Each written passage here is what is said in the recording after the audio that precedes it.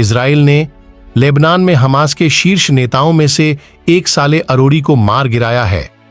सालेह की हत्या दक्षिण बेरूत में एक विस्फोट में की गई। अभी तक यह साफ नहीं हो सका है कि अरोरी की मौत किसी बम धमाके में हुई है या फिर यह ड्रोन हमला था। सालेह अल-अरोरी हमास की सैन्य शाखा के संस्थापक सदस्यों में से एक था। उसने वेस्ट बैंक में हमास का नेतृत्व भी किया था, जहां उसकी प्रतिद्वंदी फतह का प्रभुत्व है। आलम नाग ने बताया कि इजरायली हमले का निशाना अरोरी ही था। इजराइल ने पहले ही उसको मोस्ट वांटेड की लिस्ट में शामिल कर रखा था। लेबनानी मीडिया अल मनार और अल मायादीन चैनल ने अपनी रिपोर्ट में दावा किया था कि यह विस्फोट हमास के कार्यालय को निशाना बनाकर किया गया था।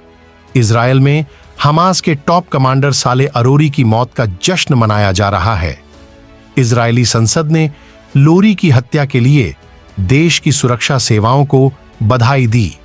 डैनी डैनन पहले संयुक्त राष्ट्र में इजराइल के दूत के रूप में कार्यरत थे। उन्होंने एक सोशल मीडिया पोस्ट में बेरूत में हमले की सराहना की। उन्होंने लिखा, जो कोई भी 7 अक्टूबर के नरसंहार में शामिल था, उसे पता होना चाहिए कि हम उन तक पहुंचेंगे और उनके साथ हिसाब किताब करेंगे।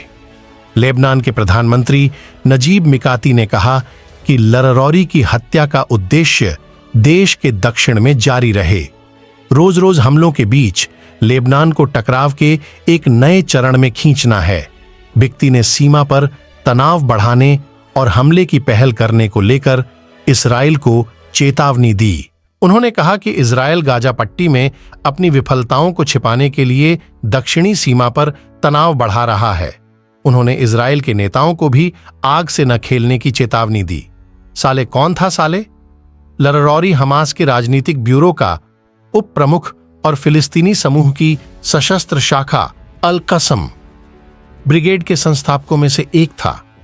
उसका जन्म 1966 में कब्जे वाले वेस्ट बैंक के रामल्लाह में हुआ था। इजरायली जेल में 15 साल बिताने के बाद वह लंबे समय से लेबनान में निर्वासन में रह रहा था। के हफ्तों में उसने गाजा में युद्ध में हमास और उसकी रणनीति के प्रवक्ता के रूप में काम किया। पिछले महीने उसने अल जजीरा को बताया था कि गाजा पर इजरायली हमले को खत्म करने से पहले हमास कैदियों की अदला बदली पर चर्चा नहीं करेगा। अक्टूबर में इजरायली सेना ने रामलल्ला के पास उसके घर को ध्वस्त कर दिया था। अमेरिकी सरकार ने 2015 में उसे वैश्विक आतंकवादी के रूप में नामित किया था और उसके बारे में जानकारी देने वाले को $5 मिलियन का इनाम का ऐलान किया था।